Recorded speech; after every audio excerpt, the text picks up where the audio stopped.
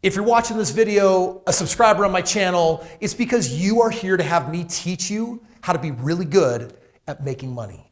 Truth is, most people are bad at making money. Most people don't think that they can be good at it, and a lot of people choose to believe that it's because of their intelligence. Do you think there's a link between how intelligent you are and how much money you can make? I'm here to tell you that there is no correlation. Instead, I'm going to be sharing with you 5 hacks on how you leverage your mind to make more money. One shot, now the future is yours. Go! I'm turning dreams into reality. Yeah, it's one shot, now the future is yours. Go! So today we're going to be answering this question. How do you make money with your mind? Dolph DeRusso always says that it's the real estate between your 2 ears. And you know what? For years at my events, people have come from all over the world for me to teach them this very thing. But you know what? They never really come for that reason. It's always, hey, Kris, show me how to make money in real estate. Help me start this business. Help me figure out how to double my income. Help me become a financial genius. And you know what? They're often surprised that the pathway to doing so is less about the technique of how you're making money, and it's more with this, how you're leveraging your mind. Truth is, I've had some fantastic financial mentors, and I've done my part. I've shelled out the money, I read the books, I took the courses, I got my mentors. And you know what? At the end of the day, aside from techniques, what they really taught me was how to harness the power of my mind to actually make money.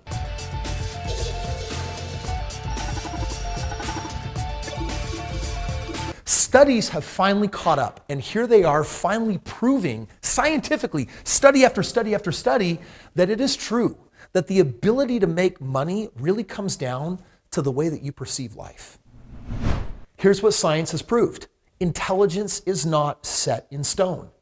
And yet there's so many people out there that actually believe, no, your IQ is more or less like, that was set in stone from the point that you came to this planet. Your potential was written on the wall. Check this out. Research has repeatedly shown that students' beliefs about the malleability of intelligence, their implicit theories or mindsets about intelligence, influence their motivation and achievement. In other words, whether you believe that you have a fixed mindset or a growth mindset determines where you can really go in life. So let me ask you a question. Growing up, did you believe that you were smart or stupid? Stupid. Stupid. Now you might be thinking, well, Kris, regardless of the truth, I wish I had believed that I was smart, and maybe that was you. But did you know that both of those are actually limiting you? Check this out. There's actually a fixed mindset, and then there's a growth mindset. These are 2 very different kind of mindsets. Check this out. Children with a fixed mindset believe that they have a fixed amount of intelligence that they cannot change. As a result, when work becomes difficult, they may question their ability, stop trying, or achieve less. And this isn't so much about what the child believes, it's what a child has been told. For example, parents may have thought, I'm a good parent if I tell this child, you're smart, you're so brave, you're so intelligent. But you know what? When that child actually struggles for the first time, and yet they've been told that they're smart, guess what they tend to do? They tend to give up. In other words, children, on the other hand, that have actually been told, hey, you're going to have to find a solution, you're going to have to work through this, they're actually more equipped to face difficulty and struggle. Children with a growth mindset, however, see their intelligence as something that is malleable and that it can be developed through hard work, good strategies, and instruction. As a result, when work becomes difficult, they're more likely to increase their efforts and end up learning or achieving more. And right now, I just want you to pause and ask yourself, fixed mindset, growth mindset, in this moment, and you look at your history, who you've been up into this moment, which of these 2 is the best reflection on who you've been? Well, for today's video, this is really the question. Can you develop a growth mindset? Truth is, most of us are actually right now in this moment, you and I, we're locked in a fixed mindset. And it's because of our childhood, it's because of our upbringing, and it's because of the way the human mind works. What we do is we take on a belief system. You might have had parents that were super encouraging and told you that you were smart and intelligent or athletic. You might have had parents that were kind of discouraging, or maybe they told you, or your neighbors or friends told you that you were dumb or you're stupid and that you're not really good at doing things. And what I want you to understand is that both of those are fixed mindsets that actually limit you. Growth mindset is about becoming more than you've been in the past. It's about meeting new levels of potential. It's about actually experiencing more. And so what I want to share with you right now are 5 different hacks that can really help you open up this growth mindset. Because listen, if you're on this channel right now, if you're watching a video like this, I understand why you're here. You're here because you're trying to figure out how to hack life for more. So let me show you. The first scientific proven hack for you to step into a growth mindset is number 1, don't rush to I can't. You can even. It's literally impossible to can. I can. Right now, it's amazing how many people reach out to me. They're like, oh my gosh, Kris, I would love to mentor with you. I want to learn with you. Like, I want proximity to you. But you know what? I don't want proximity to you. And the biggest reason is this one right here. If you don't believe that you can do something because that's the fixed mindset that you've had in your past, that will absolutely kill your ability to figure out how to find success or find a way if your mindset is just telling you no way. When you start a new task or are doing one thing that is very difficult, it's sometimes tempting to think, I can't do this. With a bit of effort, you might surprise yourself by how well you can do the task and how much you actually enjoy it. This growth mindset is you've got to give it a try. And also understand that most kids will attempt something 1, 2, 3, 4, 5 times before they decide that they can't do it, and that's just it. But as an adult, have you figured out by now that sometimes finding success requires more than 3 or 4 goes? Like sometimes you got to try 10 times or 20 times or 50 times or 100 times. I think some of the world's elite by way of being most successful are simply people that stuck with it long enough to finally figure it out when most other people just dropped out. Number 2, let's talk about the power of yet.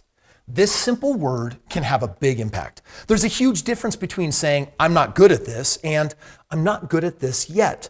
By adding the word yet, you're letting your brain know that you can get there with hard work and resilience. You know, this is actually a really powerful hack because what it does is it introduces the possibility that you can actually do something that you just haven't figured out how to accomplish just yet. But you know what? There's an upgrade. You could actually take it one step further.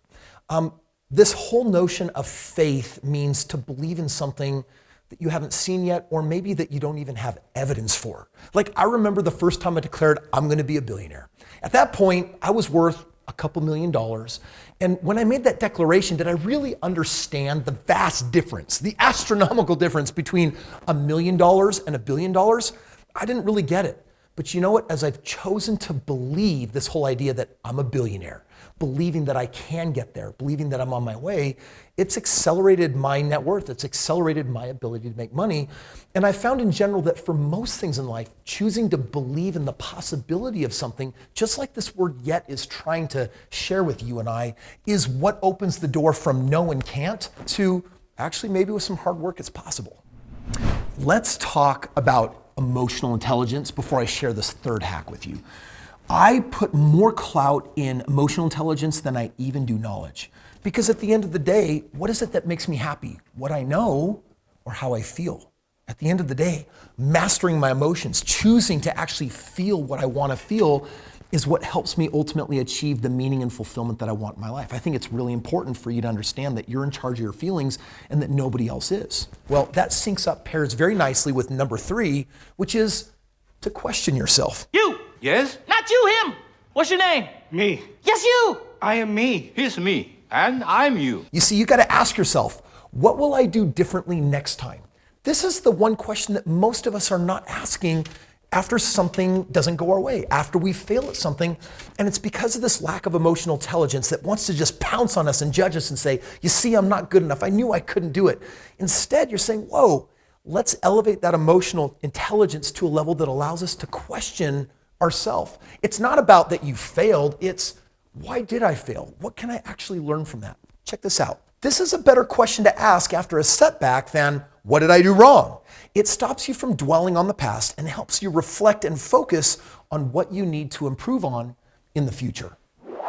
Listen, if you're a parent with a child, don't artificially build up their confidence by believing that they're smart or that they're good enough, when really what they need to be prepared for is what happens when things don't work out.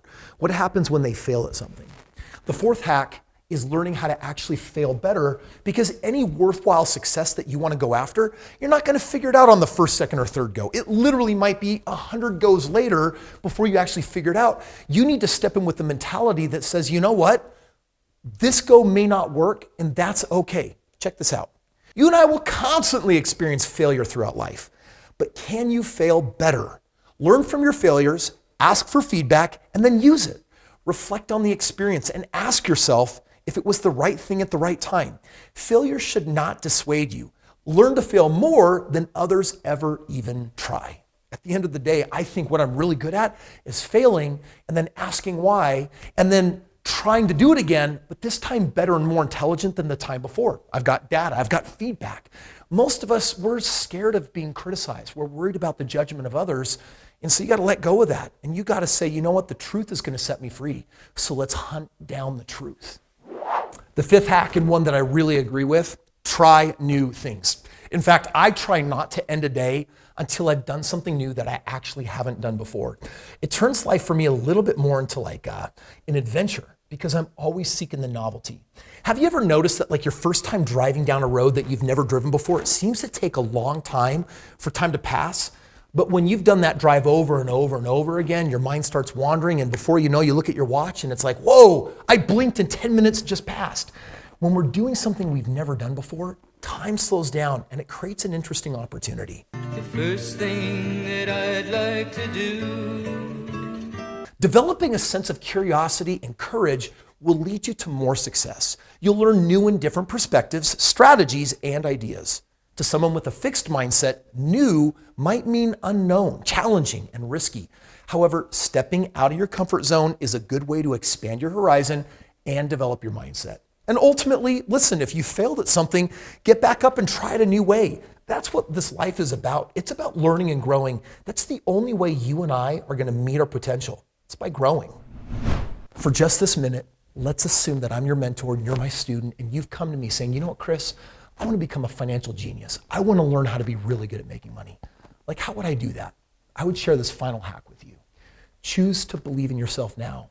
And if you want to be a financial genius, then try believing right now that you are a financial genius. You see, when you think like a financial genius because you believe you are a financial genius, guess what you do? You start making better financial decisions. I wrote a book that actually is, I think, the ultimate hack to this notion right here. The book is called Limitless, and it captures the top 1,000 beliefs that I believe unlock our superhuman abilities, that expand our minds, our health, our finances, our ability to connect with people meaningfully in relationships. Ultimately, those are the things that we're all really after, but it takes a certain mindset, a growth mindset to get there. So the book is called Limitless, and it's free. If you click the link below, I'm going to send you a copy of it. And if you just skip to the very end, there will be an appendix with my top 1,000 beliefs that will literally show you how I think with this ultimate growth mindset to have it all. Because that really is ultimately my belief at the end of the day, that I got this short life to live. I want to have it all. I'm a multi-dimensional human being just like you. And don't we want to succeed in our relationships, but also financially, but also in our health, and ultimately in our personal confidence, the way that we feel about ourselves? That's all possible. But you got to get out of fixed mindset. You got to get in a growth mindset. And this book will actually give you the shortcuts of getting there. And it's free. Click the link, grab your copy. Did you like today's video? Was it useful? Comment below. Tell me what you think. And ultimately, if you want content on something different, let me know that as well, because guess what? I get my ideas for videos from you. But on top of that, if you watch this video, you might be interested in learning my 5 rules for having become a self-made millionaire. I made this video specifically streamlining exactly how I did it and how you can too. Check out the video and I'll see you there. I'm just choosing to believe in myself. This damn pile of money just crept up on me and got in my way. Sorry.